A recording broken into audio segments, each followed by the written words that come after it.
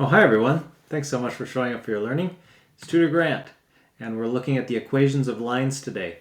Here is a line, y equals mx plus b, and these sliders can change the values. So when I change this one, or if I change it smoothly, you'll see the gradient or the slope of that line is changing. Okay, and if I set it to some nice value like 1 there, then that would be like just the number 1 is up here multiplying the x values. And then down here, this b value, you'll notice it. If I put this point on here, 0 comma b, okay, and I move that around, you'll see that that point follows this line along the y-intercept. We call that point the initial value. So if I say set this to like -2, and I wrote the equation y equals x minus 2, you'll see that's on top because it's now the same thing. If I change the red one, see, it's now different. Okay, so if I change this here, like let's say I make that 3, boop, my blue line just took on a gradient 3. What if it were negative? It'll be like -3, boop, it goes down. All right, so now let's talk about how we graph these and what we do. So I have a few ready for us over here. First, let's graph the line y equals x. I think you all can understand this simple linear equation. It means whatever x value is here, we're going to have the same y value as part of the solutions. So when x is 0, y is 0, because that's like x plus 0. The b value is 0 here for all of these lines that I have on this page. And then the gradient here is 1. So that's 1x. It's the same thing. But we don't usually write 1 times x. We just write x. Okay, so 1 is a fraction. I'm sure you knew this. 1 is the same thing as 1 over 1. And that, in this case, is how much the line rises by how much the line runs. Okay, it means for every 1 point of rise, we get 1 point of run. But you were already there. You were like, if x is 1, y is 1. If x is 2, y is 2. If x is 3, y is 3. And these are the infinite number of points that all satisfy this equation. Okay, it just goes up there on a gradient over 1, up 1. What do we mean by gradient? Well, if I create this like triangle here, if I go over 1, I go up 1. That's plus 1, and that's plus 1. Okay, this number, that number. -1 could be written as here -1 on 1, and so that would look like this. All right, so we're going to take a look at this other line. So that's like, if I have x as my input 1, then y would be -1. If x is 2, y is -2. If x is 3, y is -3. But if I put in a negative value for x, I'll get a positive value for y. So I'll get these points back here. All right. So that is to say that these points, this infinite collection of points, going off to positive and negative infinity, that's the line y equals -x. Okay, not sure why my handwriting is suffering. I think my tablet is not the right spot. There we go, that's better. So now again, we can use that idea to analyze it, right? If I now, this idea of rise and run. Okay, so this is the number -1, which we find up there. If I increase the run by 3, then I should decrease the rise by -3. Okay, because -1 on 1 is the same thing as -3 on 3. But at the same time, if I decrease the run by, say, 5, -5, I would increase here by 5, +5. Okay? Because 5 rise over -5 run is the same thing as -1. Okay? It's all just different ways of writing the same thing. Now, let's go ahead and investigate these other lines with more interesting gradients. All right. So if we had this line, y is equal to 3x, well, we're still here with a b value of 0. If x is 0, then y is 0, right? You just solve the equation and you can find all these points. Y equals 3x, but if x equals 0, then y equals 3 times 0. They're just mini equations. You just solve them infinitely. Okay?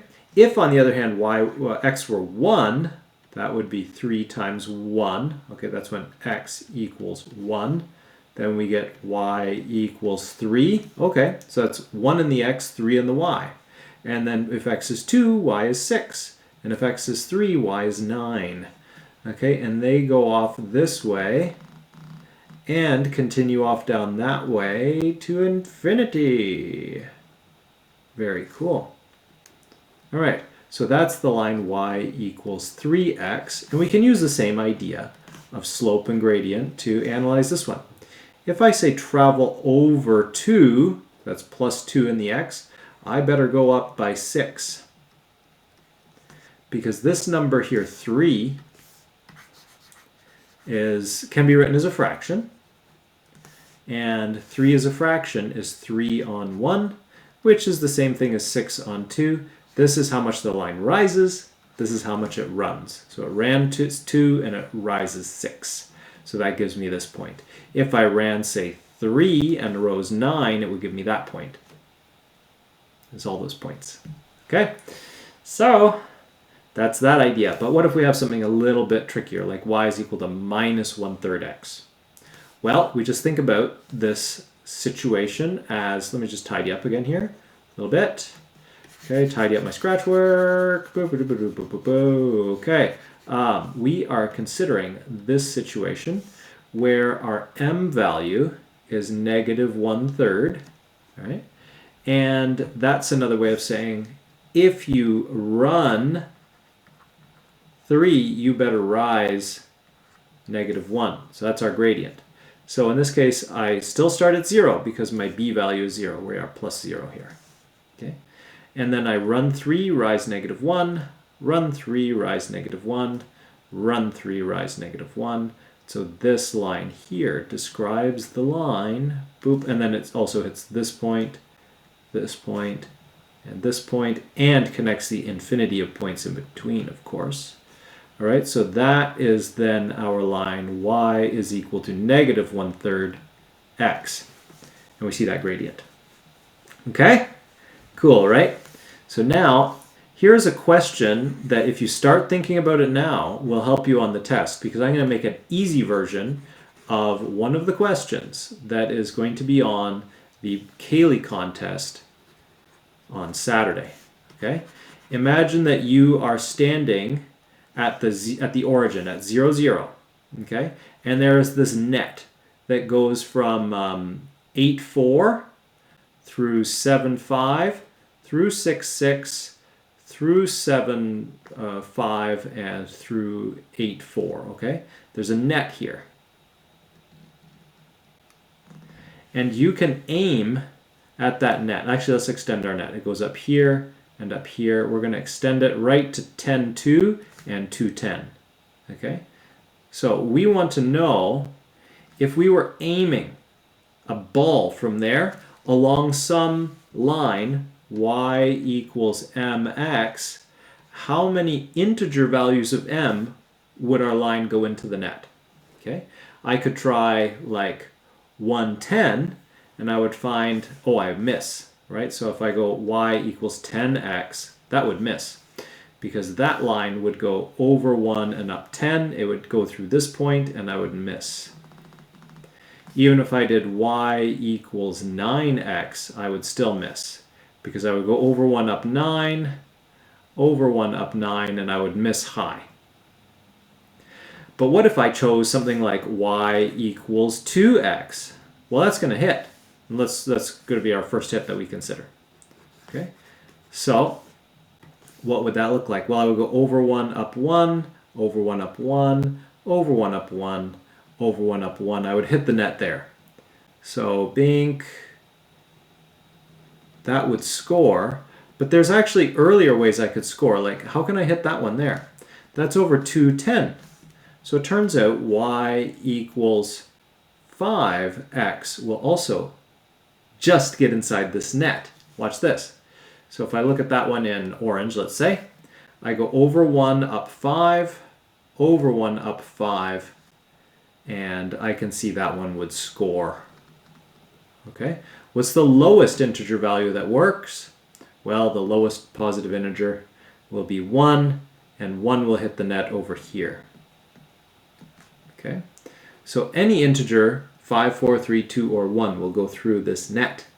All right, and I can play around in Desmos and figure that out and think about it. Here's how I would approach the question more formally. I would look for the extreme value that I'm trying to hit with the net, and that's this point 2, 10. And so then I think, well, if I think about it in terms of rise and run, it would look like this. I'm happy rising 10 and running 2. And so that would mean 5 is the most extreme slopey slope that can go in, and I can visually see that every slope down to 1 will also work, and a lot of fractional slopes down, but I was asking for integers. So that you'll find is very similar, but a simpler version of one of the questions we will look at this weekend. Another feature of these lines that we want to be clear about is the role of these b values. Okay, so if I take the line y equals x, so I'm just going to write in the line y equals x here, and that would look like this. We've already seen it. It's where y equals x, so it's this this 45-degree angle line that way and this way. All of these values, I'm trying to spike points, but I'm kind of struggling here, are going to be along that line. All right, so now I want to graph this one, y equals x minus 5. So I go ahead and I get this, and I also see, well, I'm going to start down there at minus 5. Okay, and you can test this. Y equals, when x is 0, what's the value of y? Well, 0 minus 5 returns y equals minus 5. Of course it does. So this is our initial value. And then its gradient still allows me to plot this line this way. So this is the infinite number of solutions to this line. Let's just take one of these points. 9, 4. Okay, 9, 4 is one of these points. And then, so I say, well, okay, I got this point 9, 4. 9 in the x, 4 in the y. Let's see, y equals x minus 5. If we input these, 9 is x and 4 is y. So 4 equals 9 minus 5. Of course it does. Of course this returns 4 equals 4 because that point is on the line. So it satisfies that point. Okay. Another thing that we could do is we could graph the, and then so that there is the line y equals x minus 5. Okay. But then what if I graph y equals negative x plus 5? Well, I start up at 5 and I go down here this way. Boop. Oh, the point 5, 0 is the only point that satisfies both lines. Oh, we just learned that. Isn't that great? Okay, when x is 5, y is 0 in both lines. Okay, so that line comes down and does that. That's the line y equals negative x plus 5. But now, so that's all. You probably just need a bit of practice graphing some of these lines and visualizing them. See them on your mental whiteboard. Practice with Desmos. Get a lot of practice. Your tutors can see these lines pretty much instantly when you talk about them. Minus 10 here is our initial value, and then we have a gradient 3, so we go over and up 3, over and up 3, over and up 3, over and up 3, okay?